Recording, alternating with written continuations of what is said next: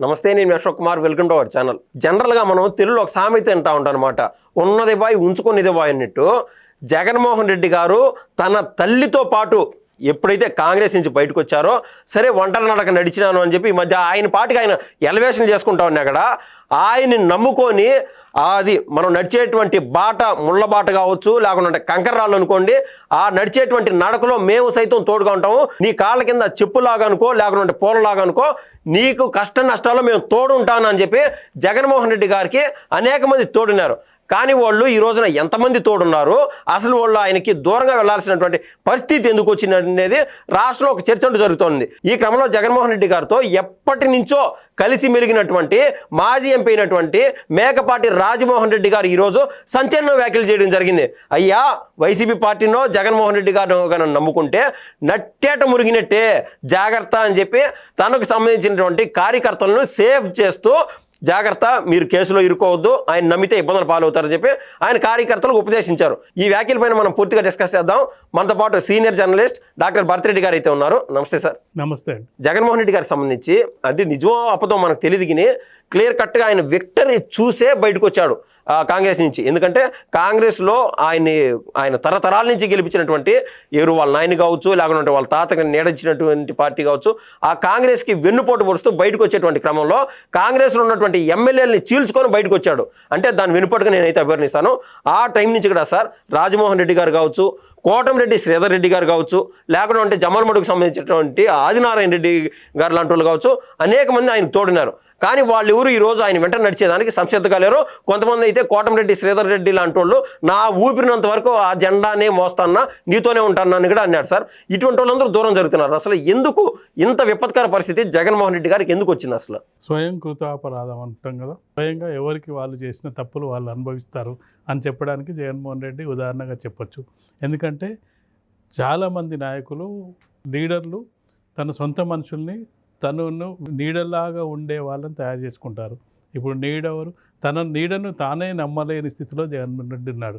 ఎందుకంటే మనం గమనించినట్టయితే వాళ్ళ తల్లి లేదు, చెల్లి లేదు, తరతరాలంత నుంచి వస్తున్న విజయసాయిరెడ్డి లేడు, పార్టీ నుంచి మొదటి నుంచి నీ వెంట నడిచిన వాళ్ళు లేరు.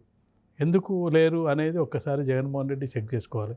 పార్టీలో నాయకులు వస్తూ ఉంటారు, పోతూ ఉంటారు, అది కాలక్రమంలో జరిగే అంశంగా మనం చూడవచ్చు. కానీ ఎందుకు వెళ్తున్నారు? విజయసాయిరెడ్డి అనే వ్యక్తి నీకు తోడు నీడగా ఉన్నాడు. ఏది నీ తరం కాదు, నీ తాత తరం నుంచి నీ ఫ్యామిలీకి దగ్గరగా ఉన్నాడు, నీ తండ్రికి ఉన్నాడు, నీకున్నాడు, నీతో పాటు మరింత పటిష్టంగా ఉన్నాడు.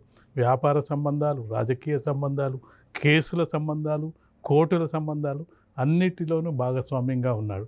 అలాంటి వ్యక్తి జగన్మోహన్ రెడ్డికి భయపడో, లేకపోతే జగన్మోహన్ రెడ్డిని మోయాల్సి వస్తుందనో, నేను రాజకీయాల రంగం నుంచే ఎవరు కూడా ఈ రోజుల్లో ఇంకా 4 ఏళ్ళున్న రాజ్యసభ సభ్యత్వాన్ని వదులుకొని నేను వ్యవసాయం చేసుకుంటానని చెప్పి పోయే రాజకీయ నాయకుడు ప్రస్తుత పరిస్థితుల్లో ఎవరూ లేరు. సార్, నేను పాలిటిక్స్ని అతి దగ్గరగా నేను చూసినటువంటి వ్యక్తిగా నాకు ఒక అభిప్రాయం ఉంది సార్. కరెక్టో రాంగో చెప్పండి ఒకసారి. జగన్మోహన్ రెడ్డి గారిని అతని తల్లిని దూరం చేసుకోవడం కావచ్చు, తన చెల్లిని దూరం చేసుకోవడం కావచ్చు, పార్టీలో ముఖ్య నాయకులు ఏదైతే మీరు అన్నట్టు విజయసాయిరెడ్డి గారు వీళ్ళ పేర్లు చెప్పారు కదా, వీళ్ళందరినీ దూరం అవడానికి కారణం ఏంద్రా అంటే జగన్మోహన్ రెడ్డి గారు సంపాదించినటువంటి ఆ విజయము 2019లో ఆయన సీఎం అవడమే ఆయన యొక్క ఫెయిల్యూర్కి కారణం నేను చెప్తా సార్. అంటే ఆ గెలుపు వల్ల ఆయనకి కన్నుమిన్ను తెలియకుండా అయిన వాళ్ళనే దూరం చేసేసుకున్నారు, బయట వాళ్ళని అతి దగ్గరగా చేర్చుకున్నారు ఆ రోజున అనేది నా అభిప్రాయం సార్. అంటే ఇది ఒక యాంగిల్ అయినప్పటికీ, అంటే ఎవరైనా విజయాలు సాధించినప్పుడు పాత వాళ్ళు వస్తుంటారు, కొత్త వాళ్ళు వస్తుంటారు, కొంత అహంకారం పెరుగుతుంటుంది, అధికార వ్యామోహం ఇదంతా పెరుగుతుంటుంది. కానీ జగన్మోహన్ రెడ్డి మనస్తత్వాన్ని మనం ఒకసారి గమనించినట్టయితే జగన్మోహన్ రెడ్డి అంతా నేనే, అంతా నాదే, నాకు ఎవరు చెప్పేటోళ్ళు లేరు, నేను ఎవరు చెప్పినా వినననే మనస్తత్వాన్ని మనం మొదటి నుంచి కూడా గమనించవచ్చు. దాన్ని దృష్టిలో పెట్టుకొనే రాజశేఖర్ రెడ్డి అసలు జగన్మోహన్ రెడ్డి రాజకీయాలకు రావడానికి కూడా వ్యతిరేకించడం జరిగింది. మొదట్లో తను బెంగళూరులో వ్యాపారాలు చేసుకుంటూ ఉన్నాడు, అక్కడనే వ్యాపారాలు చేసుకోవాలని చెప్పి ఒక కండిషన్ కూడా పెట్టడం జరిగింది. కానీ ఆ సందర్భంలోనే రాజశేఖర్ రెడ్డి తండ్రినే ఎదిరించి వివేకానంద రెడ్డి అలా కడప ఎంపీగా ఉంటే అతన్ని రాజీనామా చేయించడం జరిగింది. ఆ సందర్భంలో రాజీనామా చేయించి ఆ సీటు నాకు కావాలని అడగడం జరిగింది. కానీ హైకమాండ్ అప్పుడే గమనించి జగన్మోహన్ రెడ్డికి ఇవ్వకుండా వివేకానంద రెడ్డికి కూడా ఇవ్వకుండా మూడో వ్యక్తికి ఇవ్వడం జరిగింది ఆ టికెట్. అప్పుడు హైకమాండ్ అప్పుడే నిర్ణయం తీసుకోవడం జరిగింది, నువ్వు అనవసరంగా రిజైన్ చేయించావు, నువ్వు రిజైన్ చేయించాల్సిన అవసరం ఏమొచ్చిందని చెప్పి అతన్ని కాదని వేరే వ్యక్తికి ఇవ్వడం జరిగింది. అప్పుడే దూరం పెట్టడం జరిగింది. మనం తర్వాత క్రమంలో చూసుకున్నట్టయితే రాజశేఖర రెడ్డి మరణించిన తర్వాత కూడా అది ఏమంటారు సొంత ఆస్తిలాగా ప్రాపర్టీలాగా రాజశేఖర రెడ్డి వారసత్వం ఉంటే ఉన్నది, కానీ ఈ ప్రభుత్వం కూడా నాదే అని చెప్పి సంతకాలు సేకరించి నేనే ముఖ్యమంత్రిని కావాలని చెప్పి హైకమాండ్ గురి కావడం జరిగింది. గురయ్యి ఏది సస్పెండ్ చేయించుకునేదాకా వెళ్ళడం జరిగింది. తను అరెస్ట్ చేసింది కూడా, అరెస్ట్ చేస్తే ఆ అరెస్టును చంద్రబాబు నాయుడు గారి వైపు కూడా మళ్లించడం జరిగింది. సోనియా గాంధీ, చిదంబరం, చంద్రబాబు నాయుడు కలిసే నన్ను అరెస్ట్ చేస్తున్నారు, అది ఎవరైనా నమ్ముతారా? ఎందుకంటే తెలుగుదేశం పార్టీ ఏర్పడ్డదే కాంగ్రెస్ వ్యతిరేక ఆత్మాభిమానం ఆత్మగౌరవం కోసం ఏర్పడ్డ పార్టీ. సోనియా గాంధీతోటి కలిసే అవకాశాలు అసలు ఉండవు, కానీ ఆ టైంలోనే ఆరోపణలు చేయడం జరిగింది. అంటే ఇలాంటి వ్యక్తిత్వం ఉన్న వ్యక్తి నాకు ఒకసారి ఛాన్స్ ఇవ్వండి అని చెప్పి తన తల్లిని విజయమ్మ బయటికి వచ్చి నా బిడ్డను మీకు అప్పగిస్తున్నాను మీరు అని చెప్పి ప్రచారం చేయడం ద్వారా తన గెలుపులో విజయమ్మ పాత్ర, షర్మిల పాత్ర ఎంత ఉందనేది జగన్మోహన్ రెడ్డి మర్చిపోవడం జరిగింది. ఎందుకంటే తాను జైల్లో ఉన్న 11 అలుపు సులుపు లేకుండా పాపం రాష్ట్రం అంతా తిరిగినారు సార్ వాళ్ళు. మహిళ అయి ఉండి తను రాష్ట్రం అంతా పాదయాత్ర చేసిన చరిత్ర ఏకైక మహిళ అనుకుంటా. ఇప్పుడు భారతదేశంలోనే అన్ని వేల కిలోమీటర్లు పాదయాత్ర చేసిన ఏకైక మహిళ కావచ్చు. తనని ఎక్కడ నాకు పోటీ అవుతుందో అని చెప్పి దూరం పెట్టిన, అంటే ఈ క్రమాన్ని మనం గమనించినట్టయితే జగన్మోహన్ రెడ్డికి మొదటి నుంచి కూడా నేను నాది నా సొంతం అనే ఒక వ్యక్తిత్వం ఉండడం వల్లనే ఇలాంటి పరిణామాలు చోటు చేసుకున్నారు. దాన్ని అధికారంలో ఉన్నన్ని రోజులు కింది స్థాయి నాయకులు మిగతా వాళ్ళు జీర్ణించుకుంటారు, కానీ అధికారం కోల్పోయిన తర్వాత ఎవరు భరించే స్థితిలో ఉండరు. దానికి ఎగ్జాంపులే మనం విజయసాయి రెడ్డిని తీసుకోవచ్చు. ఈరోజు మేకప్ పార్టీ సంచలన ఆరోపణలు కూడా చూసుకోవచ్చు. మేకప్ పార్టీ అనే వ్యక్తి కాంగ్రెస్ పార్టీ నుంచి ఎప్పుడైతే జగన్మోహన్ రెడ్డిని సస్పెండ్ చేశారో అప్పటి నుంచి వెంట నిలిచిన వ్యక్తి. అప్పట్లో ఇద్దరు ఎంపీలు సార్ మీరు అన్నట్టు మేకపాటి రాజమోహన్ రెడ్డి గారు కావచ్చు, సబ్బం హరి గారు, ఆయన ఎక్స్పైర్డ్ అతను. వీళ్ళిద్దరు మాత్రమే జగన్మోహన్ రెడ్డికి గట్టి మద్దతుదారులు ఉండి జగన్మోహన్ రెడ్డికి సపోర్ట్ చేసిన వ్యక్తులు. సబ్బమరి అసలు ఎప్పుడో సపోర్ట్ చేసిన ఒక 6 నెలల సంవత్సరానికే అర్థమైపోయింది, బొమ్మ కనిపించేసింది, అతనితో దూరం అవ్వడం జరిగింది. తర్వాత టీడీపీలో చేరి మళ్ళీ టీడీపీ ఎంపడం జరిగింది. తను ఎంత సపోర్ట్ చేసిండో అంత వ్యతిరేకించడం జరిగింది. చాలా అంటే కాంగ్రెస్ పార్టీలో ఉండి కూడా జగన్మోహన్ రెడ్డికి విపరీతమైన మద్దతు తెలిపిన సబ్బమరే. త్రిపులార్ గారు కూడా జగన్మోహన్ రెడ్డి అంటే ఆయన నైజం అంటే దూరపు కొండలు నునుపు అన్నట్టు అప్పుడు దరిచేరినారనమాట త్రిపులార్ గారు కూడా. వీళ్ళందరూ కూడా చేరిన కొద్ది రోజులకే దూరమైన సందర్భాన్ని మనం చూడొచ్చు. కానీ మేకపాటి ఇంతకాలం పాటు ఉన్న తాను ఇప్పుడు ఒక సందేశం ఇవ్వదలుచుకున్నాడు.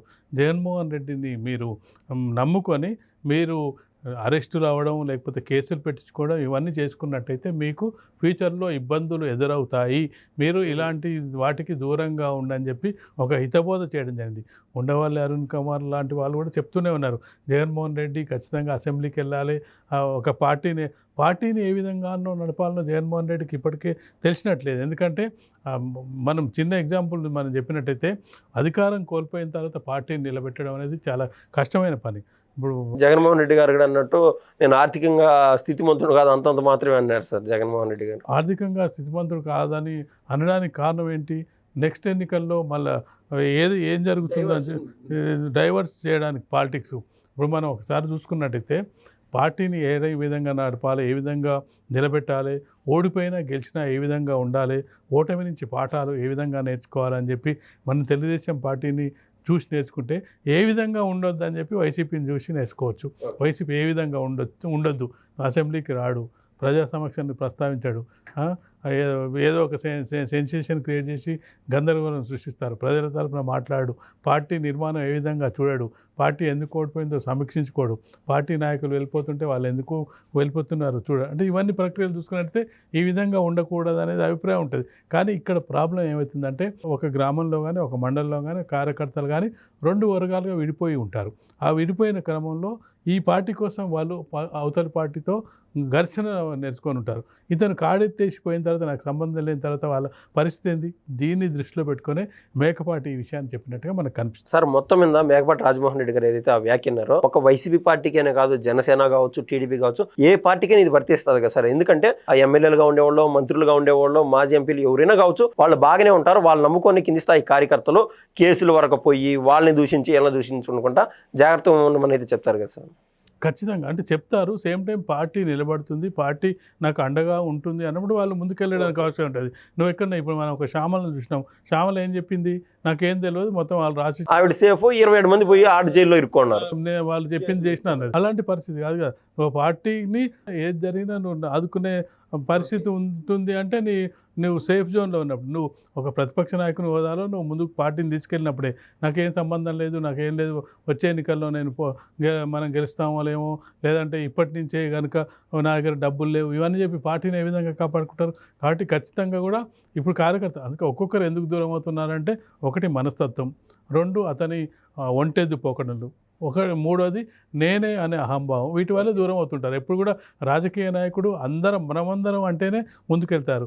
నేను అనే అహంకారం ఉంటే ఎక్కడ కనిపిస్తుంది. మనం చిన్న ఎగ్జాంపుల్ చూసుకున్నట్టయితే మనం జగన్మోహన్ రెడ్డిని చూసుకున్నట్టయితే, జగన్మోహన్ రెడ్డి దగ్గర 5 ఉప ముఖ్యమంత్రులు ఉన్నారు. ఎందుకు 5 ఉప ముఖ్యమంత్రులు ఎవరికి ప్రాధాన్యత ఉండకూడదని చెప్పి మనం ఈరోజు చూస్తున్నాం. చంద్రబాబు నాయుడు దగ్గర ఉప ముఖ్యమంత్రి పవన్ కళ్యాణ్.